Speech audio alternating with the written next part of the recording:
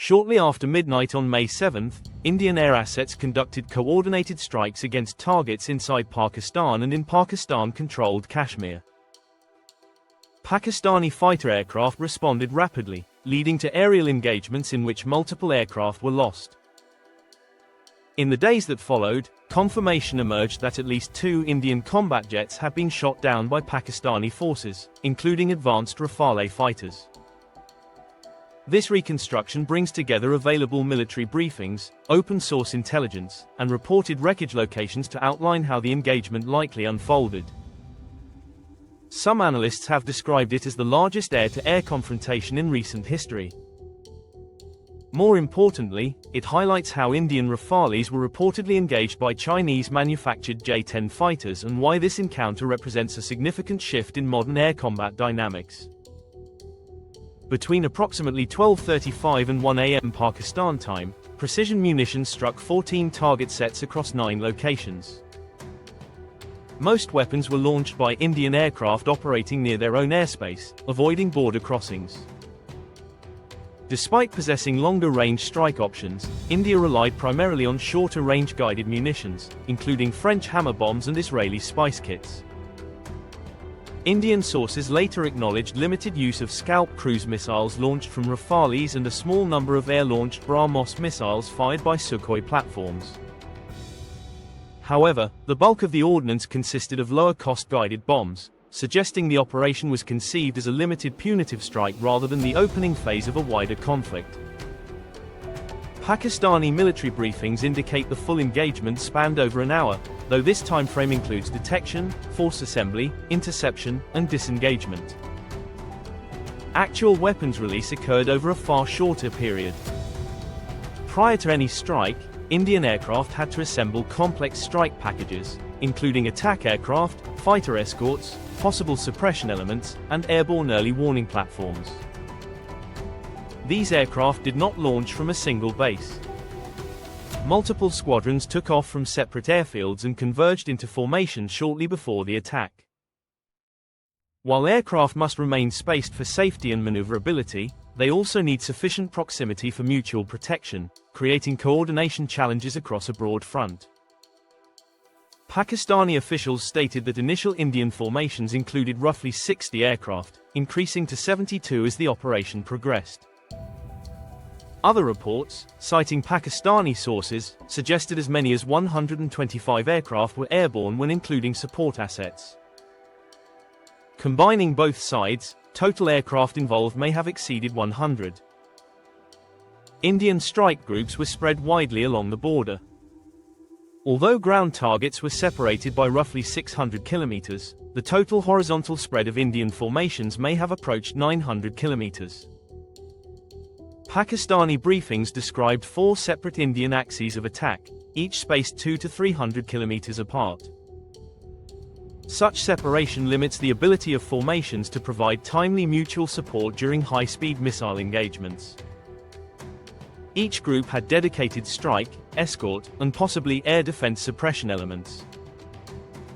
Redirecting aircraft between axes mid-mission would have jeopardized both strike effectiveness and escort coverage. Based on reported timelines, Indian takeoffs likely began around 30 minutes before the first impacts. Pakistani air surveillance reportedly detected force buildup as early as 12:10 a.m., consistent with known aircraft launch and assembly timelines. The operation did not achieve strategic surprise. Pakistani officials had publicly warned in late April and again in early May that Indian military action was imminent. Reports also suggest Indian aircraft were repositioned near the border days in advance, with large formations clearly visible. India appears to have made little effort to conceal its intentions, possibly as part of a signaling strategy. Indian officials reportedly conveyed that strikes would target militant camps rather than Pakistani military assets. Such signaling may have been intended to limit escalation, though it also ensured Pakistan was fully prepared. Pakistan maintained continuous airborne early warning coverage and kept its most capable fighters on high readiness. Interception forces were reportedly airborne within minutes of detection. By contrast, India appears not to have anticipated a robust air-to-air response. Indian aircraft launched from peacetime bases located close to the border, assembling strike packages shortly before weapons release. Many participating squadrons, including Rafale units, operate from bases less than 200 kilometers from Pakistani airspace. Western India's terrain, stretching from Rajasthan's deserts to Punjab's plains, offers ideal radar conditions with minimal clutter. Once Indian aircraft climb to operational altitudes, Pakistani airborne radars likely track them from long distances. Pakistan operates Swedish-built airborne early warning aircraft whose radar systems are advertised as capable of detecting low-flying cruise missiles at ranges approaching 180 kilometers. Fighter-sized targets, with far larger radar signatures, could plausibly be detected at ranges exceeding 300 kilometers. As Indian sorties increased, Pakistani airborne warning aircraft likely repositioned deeper into national airspace for safety.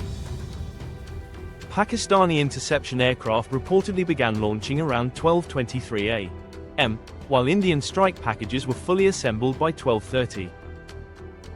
Pakistani officials claim to identify 14 Rafales within the Indian force, though this figure remains unverified. Based on the number of targets and confirmed missile remains, roughly 24 Indian aircraft may have been configured primarily for ground attack. Scalp and BrahMos missiles require dedicated platforms, with BrahMos especially imposing heavy payload constraints. This suggests additional aircraft were assigned strike roles, while suppression missions, if attempted, would have required further assets. It is therefore plausible that around half of the Indian force was not configured for air-to-air combat. Distributed across 4 axes, escort strength per group may have been limited to roughly a dozen fighters, reducing resilience against concentrated interception. Pakistan, according to its own briefing, had approximately 42 advanced aircraft airborne. Officials stated that F-16s were not used, likely to avoid diplomatic complications. Instead, Pakistan relied on J-10C fighters and advanced variants of the JF-17. Although Pakistan fielded fewer aircraft overall, it had sufficient time to reposition and concentrate its forces. Pakistani doctrine emphasized achieving confirmed kills while minimizing own losses, favoring cautious, long-range engagements. Pakistani forces appear to have concentrated the majority of their fighters against the northern Indian axis, achieving local numerical superiority. Indian aircraft committed to pre-planned ground strikes had limited flexibility to respond dynamically. Pakistan claimed missile engagements occurred between 13 and 98 kilometers inside Indian airspace. While not all claims can be independently verified, Indian authorities later acknowledged 3 aircraft crashes, initially described as accidents. Subsequent statements by Western officials added credibility to Pakistani claims. French and US sources indicated at least 1 Rafale was confirmed lost, with additional losses under investigation. A minimum of 2 Indian aircraft losses appears credible. Open-source imagery of wreckage sites aligns broadly with reported engagement zones. Some aircraft appear to have been hit during ingress, others during withdrawal, consistent with strike and return profiles. Rafales likely released standoff munitions before turning back, while escorts lingered longer. Engagement geometry suggests that hits during retreat are more plausible than deep penetration interceptions. Pakistani J-10s were reportedly armed with Place 15 air-to-air missiles, featuring advanced propulsion and long-range capability. The PL-15's dual-pulse motor allows sustained energy at extended ranges, unlike older single-pulse missiles. By comparison, many Indian aircraft relied on earlier generation missiles with shorter effective ranges. Advances in propulsion, guidance, and seeker technology likely provided Pakistan a significant engagement envelope advantage. The export variant of the PL-15 is advertised with a range exceeding 140 kilometers under ideal conditions. Against an unaware or poorly alerted target, interception at long range becomes feasible. A critical factor may have been situational awareness. Reports suggest Indian Rafales lacked full data link integration with other platforms, potentially limiting shared threat awareness. While Rafales possess advanced self-defense systems, detection depends on missile seeker activation and threat libraries. A new missile type with unfamiliar radar signatures could delay warning. Pakistani airborne sensors may have provided mid-course guidance to missiles without requiring J-10 radars to emit actively. Indian pilots may only have received alerts during the final moments of missile flight. Some missiles missed their targets, as evidenced by recovered debris. However, even limited warning at such ranges leaves little time for effective evasive maneuvers. Older Indian aircraft types, such as MiG-29s and Su-30s, may have faced even greater difficulty detecting and responding to long-range threats. Overall, the engagement appears to reflect a combination of political miscalculation, limited operational planning, and underestimation of adversary capabilities. India did not design the operation for contested airspace against a fully alert opponent. Rafale losses do not imply deficiencies in the platform itself. Under similar conditions, many modern non-stealth aircraft could have suffered comparable outcomes. More broadly, the encounter validates long-standing theories of modern air combat. Detection, data fusion, coordination, and missile reach increasingly determine outcomes more than individual aircraft performance. This battle illustrates that long-range identification and engagement are no longer theoretical concepts. They are operational realities shaping the future of aerial warfare.